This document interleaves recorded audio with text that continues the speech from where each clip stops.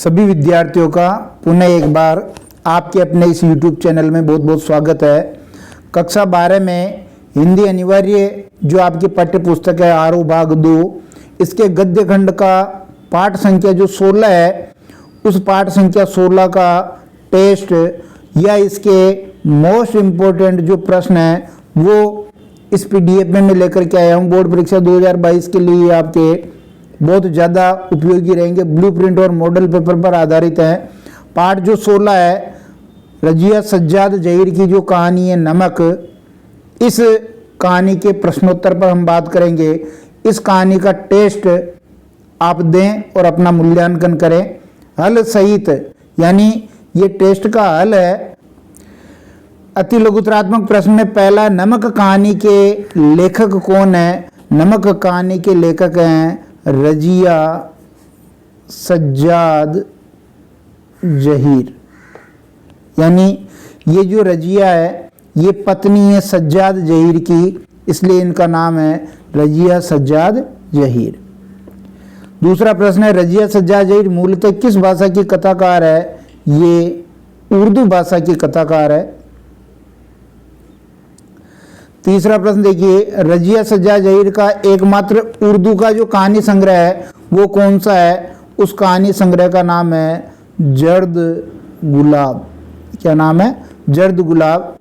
चौथा, रजिया सज्जाद जहीर का जन्म कब और कहाँ हुआ? 1917 ईस्वी में अजमेर राजस्थान में इनका जन्म हुआ था। नमक कहानी का मुख्य पात्र कौन है? नमक कहानी का जो मुख्य पात्र है वो है सफिया। क्या नाम है? सफिया। छठा प्रश्न देखिए, हमारा वतन तो जी लाहौर है, ये कथन किसका है? ये कथन सिख बीवी का है। सिख बीवी का, क्योंकि भारत पाक विभाजन के बाद जो धर्म के आधार पर, जाति के आधार पर जो विभाजन हुआ था, मुसलमानों के लिए पाकिस्तान बना और हिंदुओं के लिए हिंदुस्तान बना, उसमें ये पाकिस्तान से सिख बीवी अपने हिंदुस्तान में आ गई थी, लेकिन अपना वतन किसको मानती थी? लाहौर को। सिख बीवी ने लाहौर से सौगात के रूप में सफिया से क्या मंगवाया? लाहौरी नमक। क्या मंगवाया? लाहौरी नमक। लाहौरी नमक मंगवाया। आठवां प्रश्न देखेंगे कि नमक कहानी में हिंदुस्तान पाकिस्तान की एकता का मेवा किसे कहा गया है? किन्नू को। किसे कहा गया? किन्नू को। मेरा वतन दिल्ली है, ये कथन किसका है? ये कथन पाकिस्तानी जो कस्टम अधिकारी था उसका है। कस्टम अधिकारी, ये कथन उसका है। और हाँ, मेरा वतन ढाका है, ये कथन किसका है? ये कथन है भारतीय कस्टम अधिकारी का। भारतीय कस्टम अधिकारी। और भारतीय कस्टम अधिकारी का नाम क्या था? सुनील दास गुप्त। सुनील दास गुप्त। ठीक है। 11वां प्रश्न देखेंगे कि नजरुल इस्लाम कौन थे? तो नजरुल इस्लाम जो थे बांग्ला के क्रांतिकारी कवि थे। बांग्ला के क्रांतिकारी कवि थे नजरुल इस्लाम। उसके बाद देखेंगे लघुतरात्मक प्रश्नों में आ जाते हैं हम। पहला प्रश्न है, नमक की पुड़िया ले जाने के संबंध में साफिया के मन में क्या द्वंद्व था? जो नमक की पुड़िया ले जानी थी सिख बीवी के लिए, लाहौरी नमक की पुड़िया ले जानी थी किसके लिए? सिख बीवी के लिए। तो क्या द्वंद्व उसके मन में चल रहा था? सबसे पहले तो ये ध्यान रखना है कि नमक ले जाना गैर कानूनी था, कानून का उल्लंघन करना था, क्योंकि सीमाओं को पार करनी थी। और जो सफिया है वो सैयद है, और जो सैयद होते हैं वो अपने वचन के पक्के होते हैं। इसलिए इसने वचन दिया था सिख बीवी को कि मैं लाहौर से आपके लिए लाहौरी नमक लेकर के आऊंगी, लेकिन अब चूंकि ये गैर कानूनी था तो वो इस नमक को सिख बीवी के लिए ले जाना चाहती थी, पर ले जाए कैसे, अपना वचन भी नहीं तोड़ना चाहती थी और कानून का वो उल्लंघन भी नहीं करना चाहती थी। यही द्वंद्व उसके मन में था कि आखिर वो नमक कैसे ले जाए। फिर देखिए दूसरा प्रश्न, नमक कहानी का संदेश या मूल संवेदना क्या है। नमक कहानी की जो मूल संवेदना है वो आपको लिखनी है, क्योंकि जब भी विस्थापित यानी जब भारत पाक विभाजन हुआ था, भारत पाक विभाजन,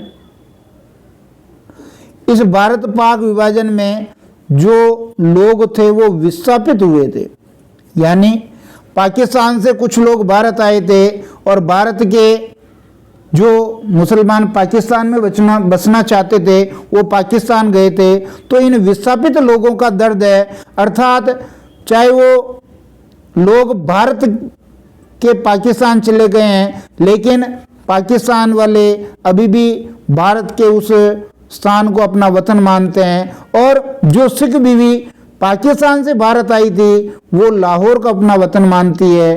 तो कहने का मतलब मूल भाव ये है इस कहानी का, जो मैं आपको बता देता हूँ, उसको आपको याद भी रखना है, निबंधात्मक प्रश्न में भी उसको लिखना है, और वो ये है कि जमीन पर खींची गई रेखाएं उनके अंतर्मन तक नहीं पहुंच पाई है। अर्थात आप रेखाओं का विभाजन, सीमाओं का विभाजन जमीन पर कर सकते हैं, अंतर्मन को विभाजित नहीं कर सकते हैं। कहने का भाव ये है कि जमीनी स्तर पर हम सीमाओं को बांट सकते हैं लेकिन अंतर्मन पर हम कैसे विभाजन कर पाएंगे। अर्थात अंतर्मन के आधार पर सिख बीवी अगर लाहौर को अपना वतन मानती है तो मानेगी, चाहे लाहौर और भारत की सीमा अलग अलग है। इसी तरह दिल्ली को वतन मानने वाला पाकिस्तानी कस्टम अधिकारी है और ढाका को अपना वतन मानने वाला भारतीय कस्टम अधिकारी है। तो कहने का भाव ये है कि सीमाओं को हम बांट सकते हैं, मनों को नहीं बांट सकते हैं, अंतर्मन को नहीं बांट सकते। उसके बाद देखिए साफिया ने नमक की पुड़िया टोकरी से निकालकर अपने हैंडबैग में क्यों रख दी, यानी जो मोहब्बत का तोहफा था, ये मोहब्बत का जो तोहफा था, इस मोहब्बत के तोहफे को वो चोरी छिपे नहीं ले जाना चाहती थी, चोरी छिपे नहीं ले जाना चाहती थी, इसलिए उसने किन्नू की टोकरी के नीचे जो छिपा करके लाहौरी नमक की पुड़िया रख रखी थी उसको अपने हैंडबैग में रख दी, और उसने ये तय किया, निश्चित कर लिया कि वो इसको चोरी छिपे नहीं ले जाएगी। भारतीयों और पाकिस्तानियों में पाई जाने वाली समानताओं को नमक कहानी के आधार पर बताना है। तो जहां लाहौर और भारत की सीमा का जहां विभाजन हो रखा है वहां पर देखिए उनकी क्या क्या विशेषताएं थी। उनकी जबान एक थी, अर्थात बोली एक थी उनकी, एक तो ये विशेषता थी। सूरत एक थी, शक्ल सूरत जो है वो एक जैसी थी। लिबास एक था, पहनावा एक था, और लबो लहजा एक था, बोलने का जो अंदाज था वो एक था। और साथ ही जो वो गालियां दे रहे थे वो गालियां भी एक जैसी थी। और एक और इनमें समानता पाई जाती है कि उन्होंने जो अपना वतन तय कर रखा था वो भी एक जैसा था, यानी भारत वाले अगर कोई पाकिस्तान से आए थे तो पाकिस्तान के उस लाहौर को अपना वतन मान रहे थे, और पाकिस्तान में रहने वाला अधिकारी दिल्ली को अपना वतन मान रहा था। कहने का मतलब ये है संवेदनाएं एक थी, उनमें संवेदनाएं एक जैसी थी। सफिया के भाई ने साफिया को नमक की पुड़िया ले जाने से मना क्यों किया? क्योंकि कस्टम पार करना था, आपको सीमा पार करनी थी, और ये गैर कानूनी था लाहौरी नमक ले जाना, और अगर इस कानून का उल्लंघन करें तो सज़ा भी हो सकती थी। इसलिए उसने साफ मना कर दिया था, क्योंकि वो एक पुलिस अधिकारी था और पुलिस अधिकारी होने के नाते उसने कहा कि ये काम गैर कानूनी है, इसे नहीं कर सकते। लाहौर अभी तक उनका वतन है और दिल्ली मेरा, तो बाकी सब रफ्ता रफ्ता ठीक हो जाएगा, इसको स्पष्ट कीजिए। तो ध्यान देना है, ये कथन जो पाकिस्तानी कस्टम अधिकारी था, पाकिस्तानी कस्टम अधिकारी था उसका है।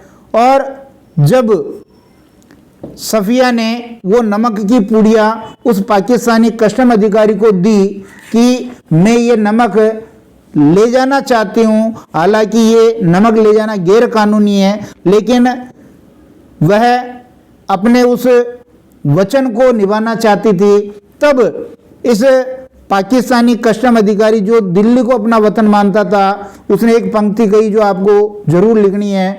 मोहब्बत तो कस्टम से इस तरह गुजर जाती है कि कानून हैरान रह जाता है। अर्थात अगर अंतर मन पर लोगों की संवेदनाएं एक जैसी है तो ये सब ठीक हो जाएगा, यानी धीरे धीरे ये जमीनी स्तर पर जो सीमाएं खींची गई है, ये अंतर्मन स्तर पर जो थोड़ा बहुत भी द्वेष है वो समाप्त हो जाएगा। इसलिए कहा कि मेरा तो बाकी सब रफ्ता रफ्ता ठीक हो जाएगा।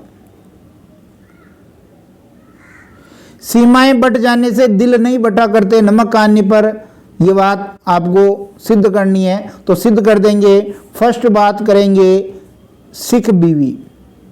सिख बीवी यानी भारत पाकिस्तान के समय वो लाहौर से भारत आ गई थी, लेकिन अभी भी लाहौर को अपना वतन मानती थी। कहने का भाव है सीमाएं बट चुकी है, पाकिस्तान का हिस्सा है लाहौर, और सिख बीवी यहाँ भारत में रह रही है, लेकिन अपना वतन वो मानती है। इसका मतलब ये है कि अभी भी उनके दिल में अपने वतन के लिए जगह है, संवेदनाएं हैं।